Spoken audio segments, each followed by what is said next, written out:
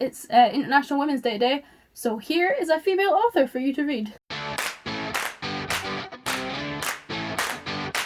Hello there, you're watching a Writing Werewolf video. My name is Bethany, and today we're doing a 5-minute review of R.D. Morris's For Brito. If you aren't already subscribed, please consider subscribing. I post content like this all the time. I have writing vlogs that come out once a week, a main feature video, as well as 5-minute reviews each week as well. So if you'd like to see more of that, please consider subscribing. I was offered a copy of For Brito by the author herself, who contacted me over on Instagram. This is the first physical copy of a book that I've been sent to review. So I was really keen to read it. It sounded really interesting when I heard the blurb. So basically it's about a world sort of projected on from where Britain currently is, like just sort of post-Brexit. This is projected on about, I think it's 10, 20, 30 years into the future, something like that. And Britain no longer exists. It's now called Brito, and there are walls up everywhere. Nobody goes in or out. And you have the workforce, who are practically emotionless. They just go to work. But they're not quite emotionless. They feel like sort of anger, and they feel like, and I guess pride in their work, and they're all sort of like joyful all the time, but it's not like true emotion. So you get this sort of synthetic workforce, who, but they're called operatives, and basically they just go work and then they go home and then they go to this brainwashing thing, you know, your general sort of brainwashing dystopian techniques. And then you have inops, which are inoperatives, so they don't work, they sort of live in slums. They are generally seen as like a sort of like a stain on society, and a lot of the time the operatives will just kill them. What made For Brito quite a good example of dystopian fiction was that it took sort of, the base idea was based in the here and now. You know, it's not so much to sort of project, you know, the sort of feelings of xenophobia and the fear of, or the hatred of things that are other to your culture, and sort of like project that from Brexit to total and utter isolation from the rest of the world. Like, it's not that difficult.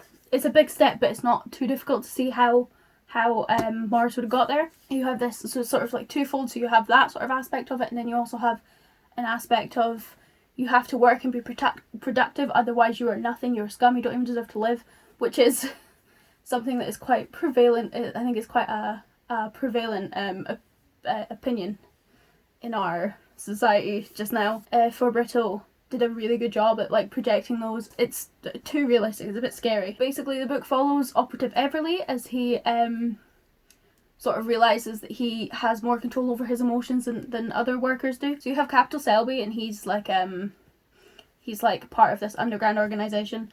And then you have Command Reigns. You have Command Reigns, who is sort of like old school, been there since the very beginning, was part of the movement to create Brito in the first place. Both of them are sort of like interested in Everly because he's not as emotionless as everyone else.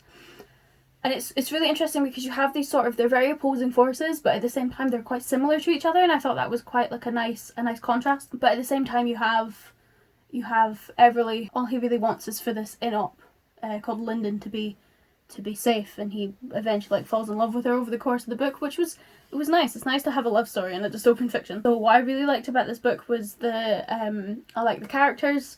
They're a bit stiff.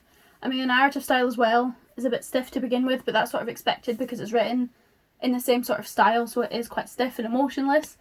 The only thing I didn't like about that was the fact that it's sometimes difficult to distinguish between speech and narration in the first sort of part of the book, because the speech is so wooden and so like formulaic that it just fits into the rest of the prose as well. But it's you know, it's no big deal. It's not like a deal breaker or anything. And what I did like as well was that, I said this in my my video on like how to do book reviews, that one of the things that turns me off is an author's voice sort of coming through too strongly in the narrative. And this book was really good in that I had no idea whether or not Morris was for or against Brexit until the end of the book. And I think it's a really I think there's a skill in being able to do that, because I think you know, you don't have to be against an idea to write it as a dystopian future. It would be interesting to, you know, take that sort of angle and write that sort of story for something that maybe you agree with. I really enjoyed the ending. It's one of those endings that you get to and you're like, oh, that's what it means, and then you think back and you're like, that, oh, it makes sense now.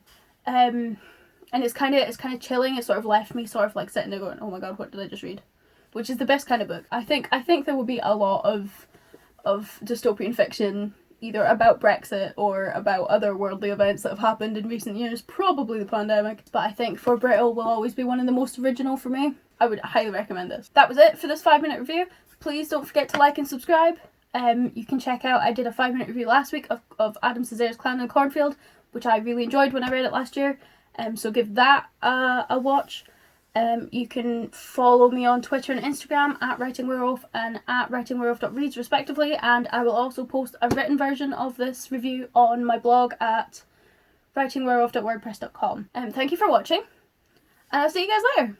Bye!